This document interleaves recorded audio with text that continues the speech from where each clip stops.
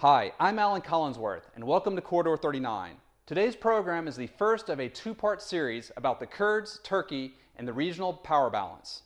Turkey has come a long way in the last decade in bringing its Kurds, representing some 20% of its population, into the economic and political mainstream. But the potential for violent separatist movements continues to haunt not only Turkey, but also neighboring Iran. And regions in neighboring northern Iraq and Syria have historically been party to terror activities on Turkish soil. Understanding the politics behind Kurdish separatist terrorist groups, notably the PKK, is the theme of this series. Firstly, we have in the studio Mustafa Akyol, a columnist for Hurriyet and author of the recently published Islam Without Extremes. Mustafa, thank you for being with us. My pleasure, Ellen. Thanks for having me here.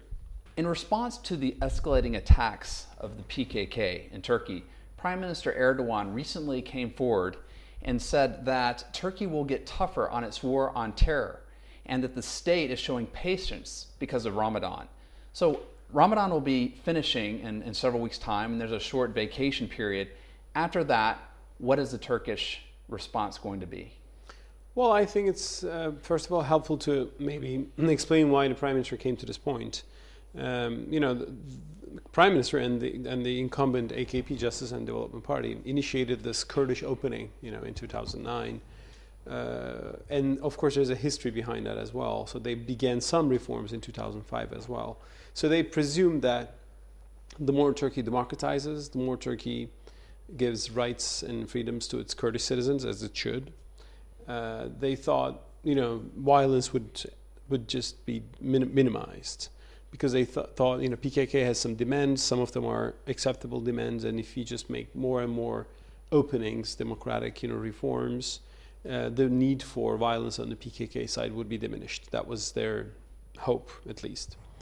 But it didn't turn out to be that way exactly, because the reforms they did were not totally enough, although it was too much for some people on the Turkish side, but if it was on the Kurdish side, it was not enough. And besides that, PKK is not only interested about Kurdish rights. PKK is interested about its own interest as a violent political organization. In other words, PKK's demands include that their leader in jail should be released, who's sentenced for a lot of crimes, a lot of killings. They demand like a total amnesty for themselves, all members. They want to be regarded as the political representative of the Kurdish people, so on and so forth. So they have many demands which are about their own interests, not about Kurdish rights in general. And it is almost impossible for any elected government in Turkey to really comply to all those demands, because the 90% of the society would see them as unacceptable, totally, outrageous. That's why I think this hope that reforms and more democracy would diminish ethnic nationalism and lead to peace on the Kurdish side didn't turn out to be the case. And ultimately, the PKK keeps attacking Turkish targets. They keep attacking Turkish soldiers. They even attack Turkish civilians. And ultimately, the Prime Minister now says, well, no more Mr. Nice Guy, to be honest. Now, for, I guess, the last couple of years, the main targets have been military targets. And very recently, within the last month, PKK has begun targeting police targets, correct? Yeah. And there's a kidnapping of a businessman. Maybe that's a civilian target. But do you foresee that they will be attacking civilian targets in the near future? And if they do, what would be the response of the Turkish government to that? They do attack civilian targets from the beginning. They killed a few imams in the past year, imams who preach brotherhood between Turks and Kurds, for example, who don't preach their line in the region. They attacked a few student dormitories in the region opened by an Islamic community, which again, appeals to the Kurds and creates this connection between Turks and Kurds. What was the motive for the religious targets?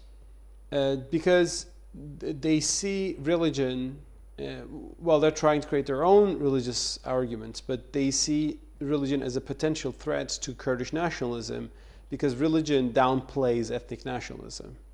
In actually on the conservative side in Turkish society, on the religious side, on both Turkish and the Kurdish side, you see less ethnic nationalism. They say, oh, we are ultimately brothers in faith. So PKK from the beginning did not like religion. Actually, it attacked religion openly in the 90s. It's a Marxist-Leninist organization, but if you look at its ideology. Over the years, they toned down a little bit because they saw that the Kurdish society is also quite religious too, so they would clash with that. And now they're trying to actually separate religion, having separate mosques, having separate sermons, different from the Turkish side. But they dislike the religious groups, religious charities, or religious moderate Islamic groups in the region who open schools and dormitories for kids and so on. They don't like that because they think it's diminishing their total control over the Kurdish society. Would you say that so the PKK, do you think they're more interested in their own political gain more than their interest in the plight of the Kurdish people of Turkey? Exactly. The thing is, they consider themselves as the only legitimate representative of the Kurdish people, which is false. I mean, they represent some Kurds, obviously, they have a base, but if you look at election numbers in Turkey, the PKK's parties, but there's always a party which represents the PKK, like the Sinn Féin and an IRA. The party that they always support gets 5 to 6% of the votes. It doesn't change. But the Kurdish population in Turkey, according to estimates, is about like 15% of the population. So this means they get 1 out of 3 Kurds. The rest, where does it go? Well, it goes to the AKP, most of it. If you look at political election results, in the south, in the predominantly Kurdish southeast, PKK is obviously strong, but then as a rival, there is the AKP as a party which gets from every segment in Turkish society, and they get a lot of Kurdish votes as well, especially Kurds who are more traditional, who are more conservative, more religious, or more business-minded Kurds go for AKP as well, because they don't want trouble. I mean, they don't want another bomb in Diyarbakir. They want to open up a new factory in a peaceful environment, in a new company. So the AKP has its own base, and then the PKK's political representatives, they have their own base. But the PKK doesn't like that, and that's why they see the AKP as the main threat. That's a very good point about how there's been strong integration amongst the Kurdish business community, those who have or feel real stakeholders of Turkey. But this conflict, which is now growing again, where there's a period where things were relatively calm, and we had the opening as you explained, things were looking pretty good, but now things are starting to go the wrong direction. Do you also feel that there's under the current situation, do you feel like there's a growing polarization between the Kurdish community and the non-Kurdish community of Turkey? Let me come to this before that. I mean, I think the violence will escalate after Ramadan, but not in massive amount. Like, I think because no side wants a massive insurgency versus counterinsurgency thing, which we had in the 90s. And both sides, both the PKK and the state, knows that they cannot win this. So there will be some targeted, attacks on particular terrorist targets, but I don't expect a widespread insurgency versus counterinsurgency as it was in the 90s.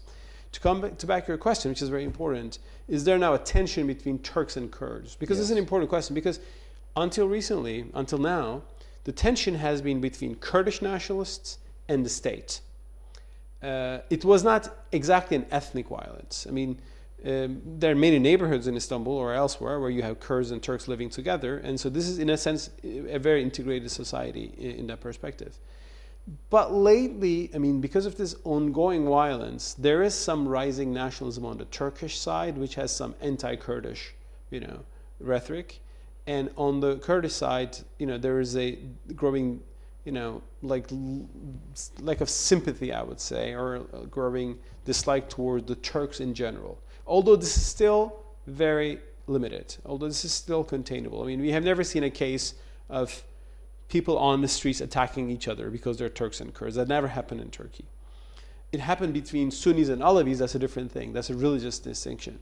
But in Turkey especially, the ultimate other is the religious other, whereas Turks and Kurds are in the same religious tradition, so they don't see it that way. But PKK's ongoing violence, I think, has led a lot of Turkish nationalism, and there are people who say, don't buy from Kurdish shops, although a limited group of people on the Turkish side.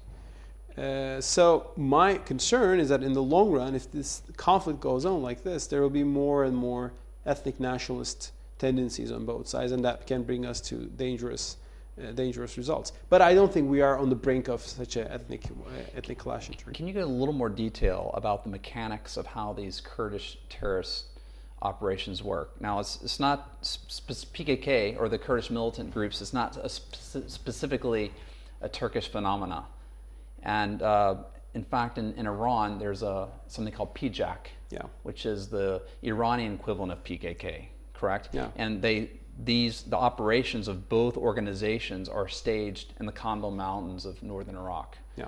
Could you elaborate on how these the organization of these organizations? Yeah, I mean the term PKK, the acronym PKK stands for the word in Kurdish, the Kurdistan Workers' Party.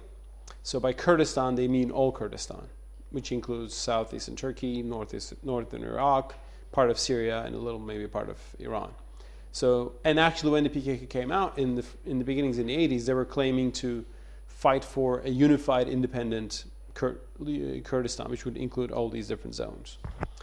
Now, that's why it's like a transnational organization in that sense. However, it has been mostly Turkish Kurds who fed the organization, and its leadership is people from Turkey, because Turkey has the largest Kurdish population in one sense. Mm-hmm. The other thing is, for example, in Iraq, the Kurdish community in Iraq is a bit more traditional. That's why they have many tribal connections. Barzani represents a very traditional identity, and so that's a different thing. That's very different from PKK, which is coming from a Marxist-Leninist, atheistic, background. These are different, and they reject all tribal or any traditional ties and so on. Over the years, though, although it's mainly a Turkish Kurdish organization, it get recruits from other Kurdish communities, especially Kurds from Syria and some Kurds from Iran. And now people speak of there's PKK, but a part of PKK is PJAK, which is actually fighting against the Iranian state to have their own Kurdistan in Iran. And that's why Iran had various attacks or counterinsurgency operations against the Kandil Mountain or various PJAK targets. So Turks are, on the one hand, are happy to see that Iran is fighting the PKK in general, but what Iran is fighting is the PJAK, and PJAK doesn't target Turkey. So it's a kind of a loose coalition. And they share the same resources, right? Yeah, so let's say if a foreign government supported PJAK against Iran, those resources could in turn maybe go into Turkey as well. Yeah, exactly, and that's been a concern on the Turkish side. Actually, after the occupation of Iraq by the U.S. in 2003, there has been a lot of information, at least a illegit information that the U.S. was arming PJAK against Iran, because Iran and the U.S. are not having great relations, as we know. So that made many Turks think that this ultimately would come to supporting the PKK. So there's always people in Turkey already believe that PKK is created by outside forces for evil agendas in Turkey, and I think that's more of a conspiracy theory than reality. But the potential support that organizations like PJAK can get from some other governments who don't like Iran, mm-hmm. whoever they can be, can also turn into support for PKK, and Turkey will obviously be disturbed by that. Are the Kandil Mountains, so would you say that is the nerve point for regional Kurdish insurgency? Yeah, I would say so. I mean, the thing is, geography plays a role here, because both southeastern and north Iraq are very mountainous regions. Mountainous you have to see it. These are very steep valleys, lots of caves. If it was